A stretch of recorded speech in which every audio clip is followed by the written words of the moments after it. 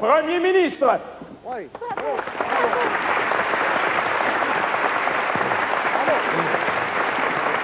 Tout d'abord, je voudrais rassurer les gens d'en face. Ils sont assez déçus d'avoir perdu les élections, sans que je me permette de commenter leur piètre performance en tant qu'ancien gouvernement dans mon discours d'ouverture. Ils peuvent être tranquilles. On a de la classe. On va se contenter d'en rire.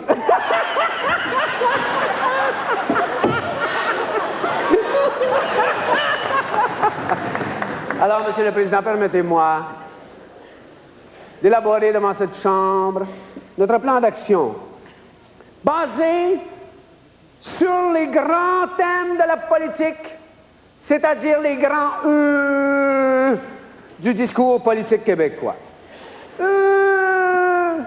Pour emploi, pour environnement, pour économie, et finalement, pour famille. Parlons d'abord de l'économie. Nous devons relancer l'économie, mais tout en édifiant une justice sociale qui n'existe pas en ce moment à cause de toutes les exemptions et tous les crédits d'impôt que l'ancien gouvernement a donnés aux entreprises du Québec. Il faut abolir ces exemptions pour en mettre des plus alléchantes. Oui, mesdames et messieurs, si on veut relancer l'économie, il faut couper les impôts. Il faut abolir le fardeau fiscal des entreprises et des particuliers. Nous préconisons un taux d'imposition de 10% maximum pour les entreprises et les particuliers. Nous préconisons l'abolition de la TPS, de la TVQ et la remplacer par une taxe de vente de 2% seulement. Parce que nous voyons notre stratégie est que même si les taxes sont plus petites individuellement, eh bien, dans leur ensemble, elles auront une somme qui sera beaucoup plus importante que leur a pu laisser croire leur propre addition. Je trouvais ça bien profond quand je l'ai écrit, mais là, je la comprends plus. Là. Allez. Parlons maintenant du grand de l'emploi. Eh bien, ça coûte trop cher de créer des emplois au Québec. Ça coûte tellement cher de créer de l'emploi que le contribuable a mieux s'employer à autre chose. Alors, notre gouvernement va créer des emplois au tiers-monde, là où ça coûte presque rien. Et de cette façon, nous répondrons plus aux attentes du consommateur et du contribuable québécois. Voyant le grand vide dans les yeux du chef de l'opposition, j'ai l'impression que je parle pour rien dire. Alors, pour lui faire comprendre cet exposé qui semble lui échapper, je vais essayer de trouver un exemple simple. Je ne sais pas si je vais trouver assez simple pour qu'il comprenne, mais quand même, là... Mettons, par exemple, si nous décidions de fabriquer au Québec des souliers de course, de tennis, de basket, n'est-ce pas, que nous appellerons, pour que l'opposition comprenne, des running, eh bien, c'est sûr qu'avec des usines de running, nous pourrions créer des centaines, des milliers, des dizaines de milliers d'emplois, bien rémunérés peut-être. Mais savez-vous que ces running coûteraient de 25 à 26 $ à fabriquer et que nous devrions les vendre aux consommateurs de 75 à 90 $, alors que fabriqués au tiers-monde à 2,50 $, nous pouvons les vendre de 100 à 160 $. Voilà. Maintenant, en ce qui a trait au grand de la famille, nous allons le fusionner au grand de l'environnement. Voici pourquoi. Nous croyons que nous avons besoin de plus de petits Québécois fabriqués à la maison. Et pour ce faire, nous allons doubler les primes au 3e emploi, quadrupler au 4e et quintupler au 6e.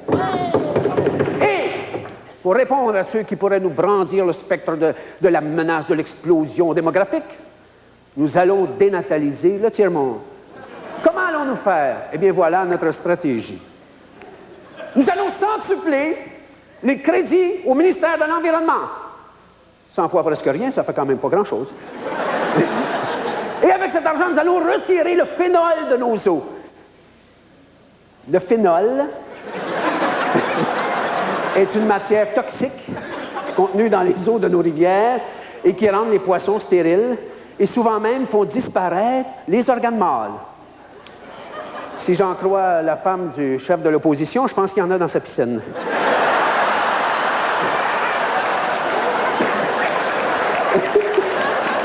Alors, nous allons prendre ce phénol et nous allons fabriquer une boisson gazeuse que nous allons distribuer gratuitement au tiers-monde. Et de cette façon, nous allons décroître la population d'une façon moins coûteuse que si nous attendions de leur fournir les outils modernes de la dénatalité, qui sont les automobiles, les télévisions, les ordinateurs et les jeux vidéo. Merci beaucoup.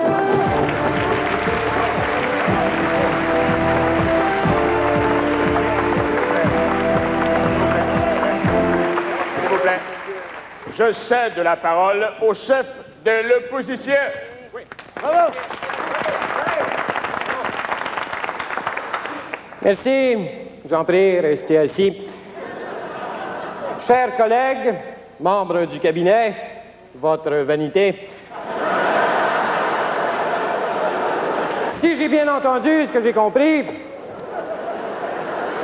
il n'y a rien de nouveau dans le discours du premier ministre. C'est à peu près la même chose qu'aux répétitions.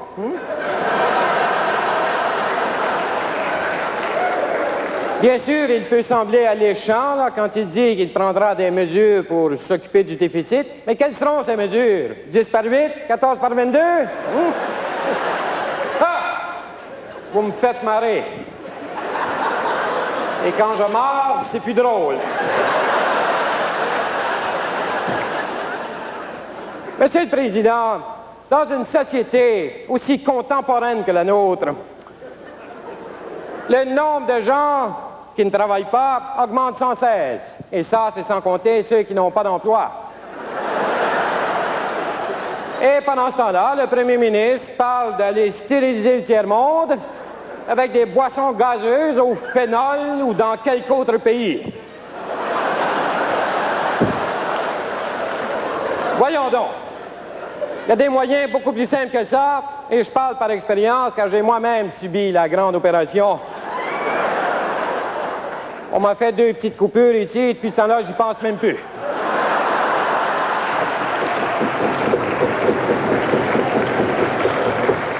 À ma décharge, je dois dire que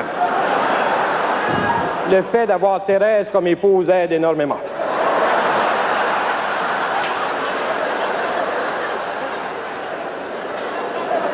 Monsieur le Président, le peuple attend beaucoup de ses élus. En ce moment, tous les regards sont tournés vers nous. Sauf le zouf dans la 3e rangée. Là, il vient donné, encore. Bref, il ne faut pas décevoir le peuple, car il nous a élus pour trouver des solutions aux problèmes. Et c'est peut-être ça le problème, justement. À mon avis, et tant que j'ai un avis, il y a de l'espoir, il faut simplifier l'appareil gouvernemental. Écoutez, on est tellement taxé que le Québécois moyen, bientôt, n'aura plus le moyen d'être Québécois. Dans le même ordre d'idée, les gens en ont ras le pompon que le gouvernement aille puiser dans leur poche. Il me semble qu'on pourrait aller directement dans le compte de banque. Et dernier point pour l'économie, il faut absolument stimuler le libre-échange à 3, soit avec les États-Unis, le Mexique et les Mohawks. Côté immigration, il faut favoriser l'intégration de tous ces étranges là, qui viennent d'ailleurs, soit par des distributions de tourtières, de fromage en grains ou autres féculents. Sans quoi, on se retrouve avec des problèmes comme le foulard du port islamique. Le port du foulard islamique.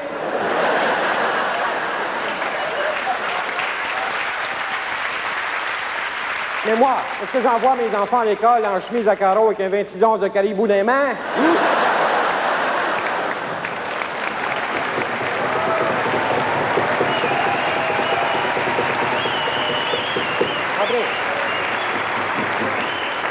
Justement, parlant des jeunes, parce qu'il y a peut-être des jeunes qui écoutent, quoique c'est rare des jeunes qui écoutent, il faut absolument redonner un futur pour l'avenir de nos jeunes. Leur redonner le goût de travailler et leur faire comprendre que sans instruction, ils n'arriveront à rien. Et j'en suis un vibrant exemple. En résumé, M. le Président, on parle beaucoup de déficit, de récession, de violence, etc. Eh bien, nous, de l'opposition, nous arrivons avec une idée neuve. Si on changeait de sujet. Merci.